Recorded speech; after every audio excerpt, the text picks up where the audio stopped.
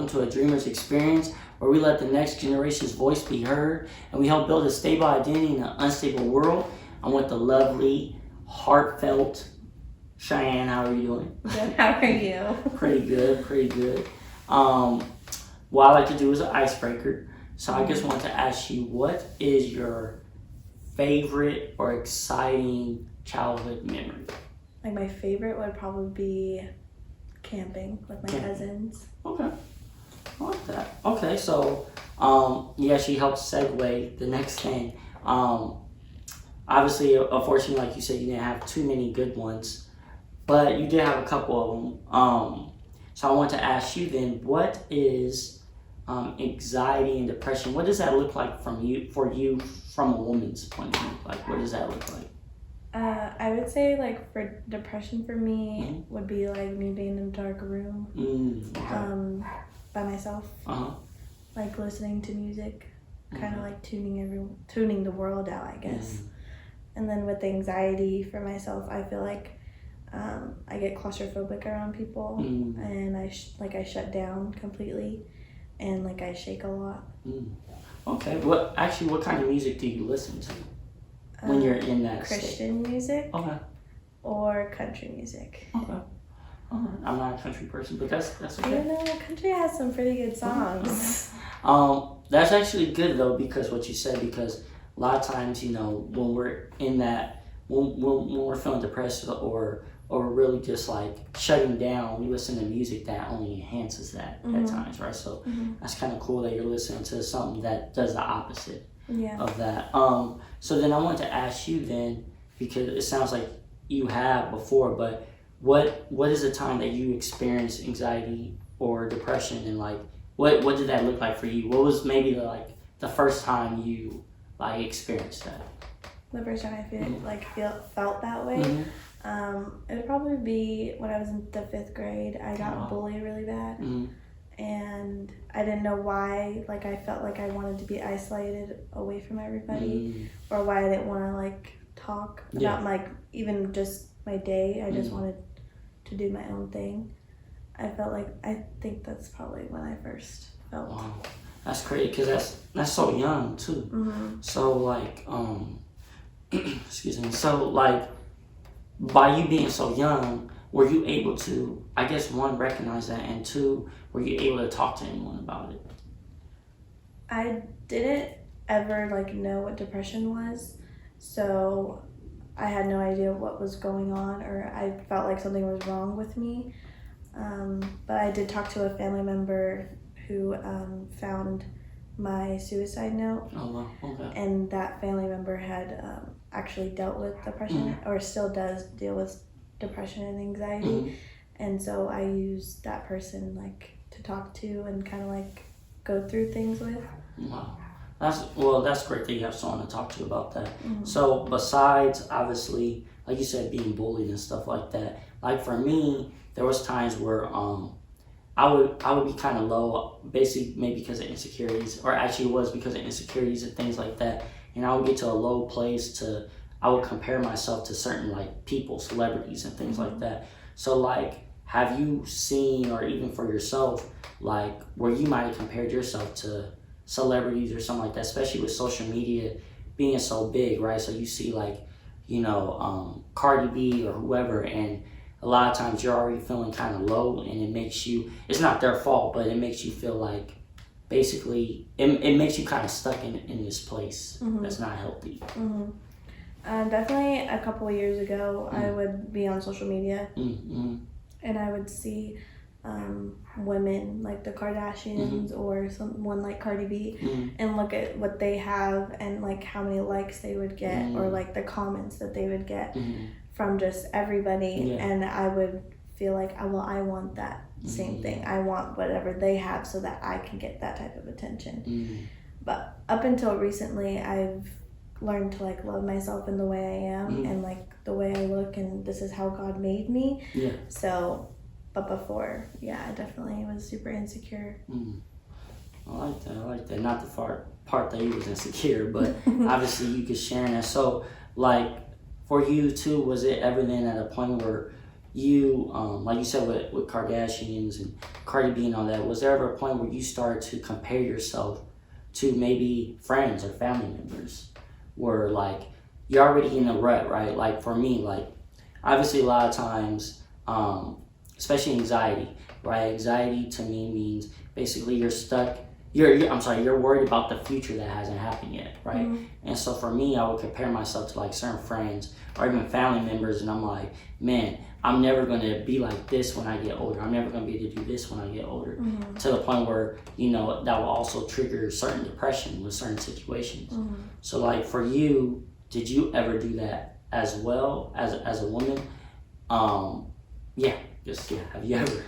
I would definitely say like throughout high school, I got the privilege of going to high school with my cousin, and we're only a few months apart, and we pretty much grown up together. So, but when we were in high school, he was doing all these like extracurricular activities, and you know he had got like amazing grades, like amazing test scores. He was in AP classes. He was like on track and like doing sports and stuff. So it kind of like, not the spotlight was on him, but like nobody really cared that I was in high school too. Everyone cared that he was in high school. So like that put me in a position where I was like, well, if he matters more than I do, like what's the point in me like continuing? Like what's the point in me going to school for him to get all like the credit and stuff when I'm working my butt off just as much as he is, just not doing the same things he is. I'm just doing it in my own way. Okay, so that actually made me think of another question. And so what would you say, especially for a young woman that's, obviously you just finished high school a year or so, but like, what would you say is the biggest obstacle for a woman out there that triggers her anxiety, depression, for someone that's either in high school or even a young adult? Like, what would you say from your experience and what you've seen are like those things what are those things that you feel like triggers those emotions? For me, what triggered like depression, anxiety would be like previous like life events that happened, more so like with my biological father and stuff. So I feel like for women or just anyone in general, it could be life events that led up to being depressed or having anxiety, or like just being brought up into a negative space. You kind of grow up that way, and then long term you're stuck with it. So because of that, that's something like you've dealt with, obviously you said, and you're doing better with that now. You're in a better place with it. But I want to ask you, have you ever built relationships that you probably shouldn't have because you was stuck in that place where like the dark place, like where you said you literally just want to be isolated or to yourself? Did you ever have maybe friendships that wasn't the best, or even relationships, right, like romantic relationships, whatever, that wasn't the best, and it was because of where, like you say, you're in that place where you're telling yourself lies, where you're like, I'll never be this, or I never could do that, right? So did you ever, I guess, experience that where you had relationships that wasn't the best, and I guess in a way took advantage, maybe on purpose or not on purpose, but took advantage of you being in not the greatest place?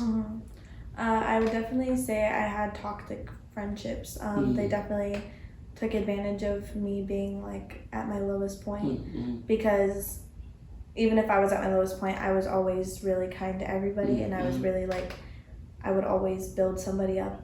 Even though I was tearing my own self down, I would build people up, and people would take that for granted, and they wouldn't build me up. They would kind of just let me be in my own like isolation and negativity. And then even like my not most recent, but my ex, I thought I needed him to be validated, and I thought I needed him to like, you know, feel like I belonged somewhere.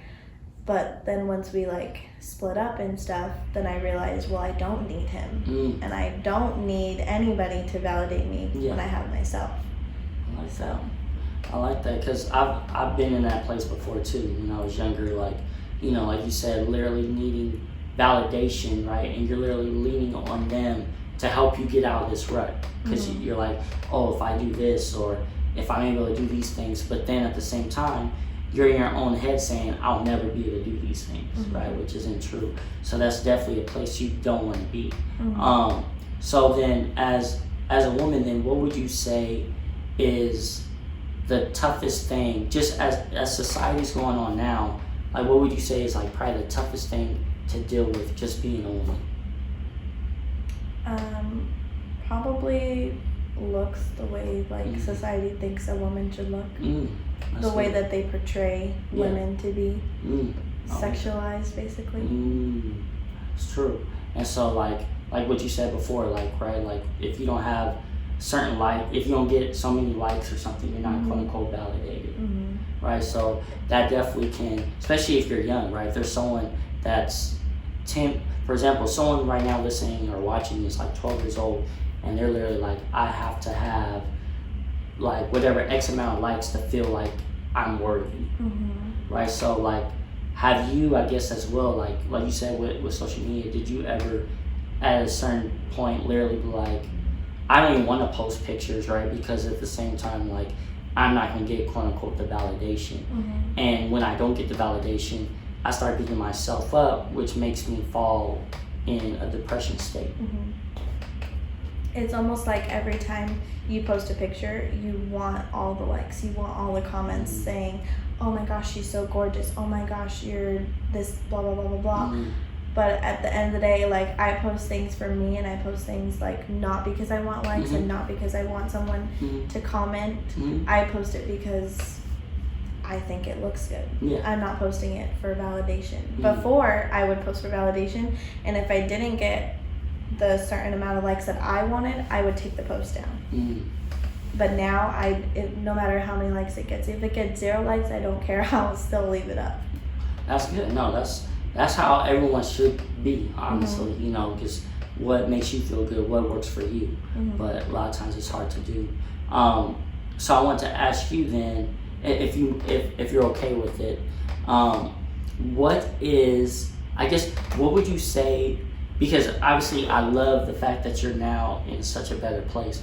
What would you say though was one of your, I guess, darkest or moments where you felt like you was at the lowest point? Like you said with your cousin, I know you felt, you know, like you didn't feel like you was validated or valued as much because of what your cousin was doing and things like that.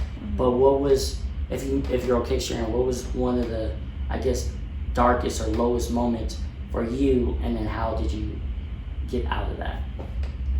It'd probably be my dad. Your dad, okay. Yeah, my dad. Growing up, I was always quote unquote daddy's little girl.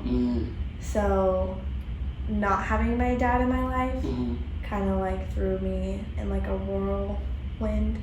And you know, when someone means so much to you and then they leave, it literally like tears you apart. So like he left the day before my birthday, before my 11th birthday. I'll never forget that. He left the day before my 11th birthday, and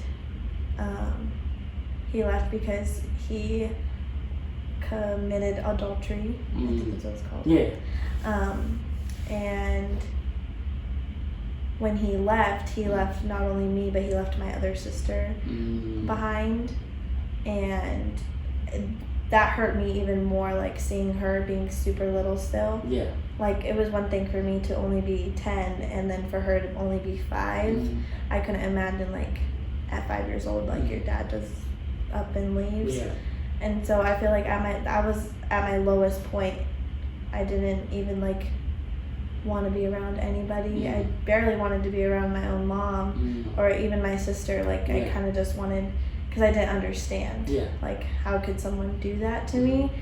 And I've dealt with it the last 8 years of my life, in and out of depression, in and out of, you know, trusting people and feeling like, well, if my own dad left and doesn't love me, like who is gonna love me?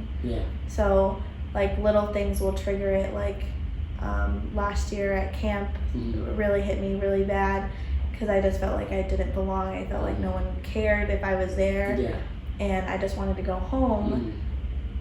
And I felt like I had no one to talk to. And so it kind of brought me back to what I used to feel like when I was dealing with all my dad's stuff. Like, I felt like I had no one to talk to. Nobody understood what I was going through.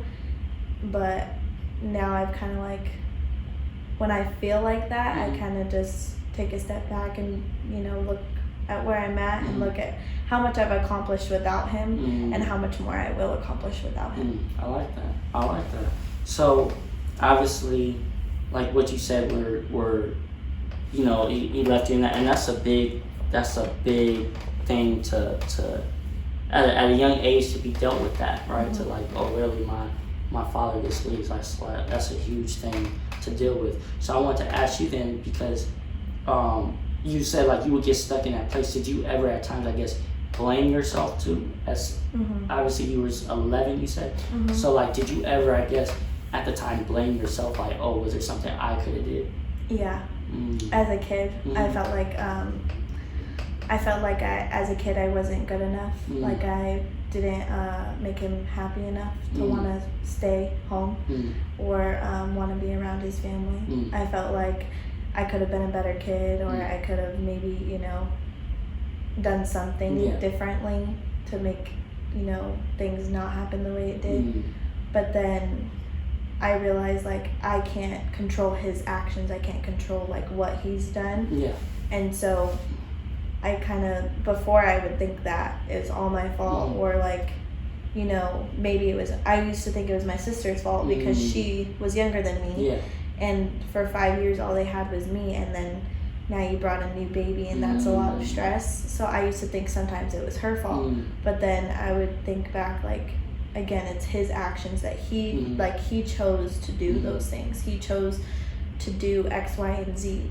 So you can't blame yourself for his choices.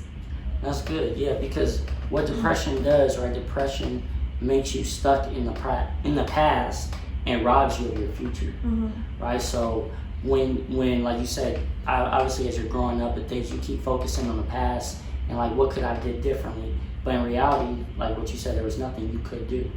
It was more on his end and his loss, right? If he never comes, I don't know the situation now, but if he never comes, that's his loss, because I know you personally and you're one of the most amazing people I know. So yeah, that's definitely his loss right there. But I just want to encourage anyone that's watching or listening that might be dealing with something similar or dealt with that, definitely don't just stay focused on the past, because all that's going to do is make you question everything. What could I do different?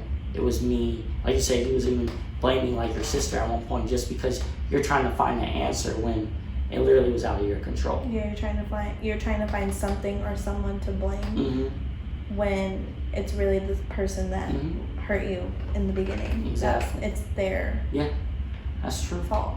Yeah, that's the best way to put it. It falls on them, especially as a child. Like anyone that's been wronged as a child, never, you should never feel bad or guilty. I've seen it, I've experienced it, where literally the parent is trying to blame you for their actions, right? Like that hasn't, no, you're a kid. At the end of the day, you're a kid. Or if you're grown now and things happen when you were a kid, you was a kid, that was out of your control. So just to remember those things. And I definitely appreciate you just sharing that with me, because that definitely hit home with me. But I want to ask you now, like you said, you're in a better place, and you gave a little bit. What are maybe like the 3 major things, or 3 big things, if you have 3 of them, that really help you as far as dealing with when you're feeling in that place? What are 3 things that you could share that maybe someone else could use? I would definitely say find someone to talk to that will just listen. Like, they don't have to talk back or anything. Just find someone who will sit down and listen to you. Someone who will just sit there and comfort you and just like let you lash out and just be there, just to be there, not like to, shame you for feeling the way you're feeling. Or I also write in a journal. I write my feelings down. Like if something's like bothering me, I'll write it down, and then I'll like rip it up or do something to like damage it, so then it feels like you release those feelings. And then I listen to music a lot. I like that. Yeah, country, you said, right? Country. I like that. Well, as we're closing off, I want to first say, number one, I'm proud of you for just coming here and sharing your story. Definitely appreciate it. If you're watching or listening and you're dealing with those things as well, I just want to let you know that you can overcome this. I'm proud of you as well, even though I might not know you at all. I'm proud of you for fighting and trying to get over this, just like she did. And as I'm closing out, I want to ask you, do you have any I don't know, any social media or anything where they can follow you if you want them to follow you? Do you have anything you want to plug in? This is the time. You can follow me at Shyann Olvera 1401. Oh, okay. Is that Instagram? Instagram. Oh, I didn't know. Twitter, Snap, I don't know. Okay. But thank you guys for tuning in. And remember these 3 things. Remember to instill hope. Remember to dream big. And remember to have faith. See y'all next time. But I'm God's child. So I'm like, I'm trying to feel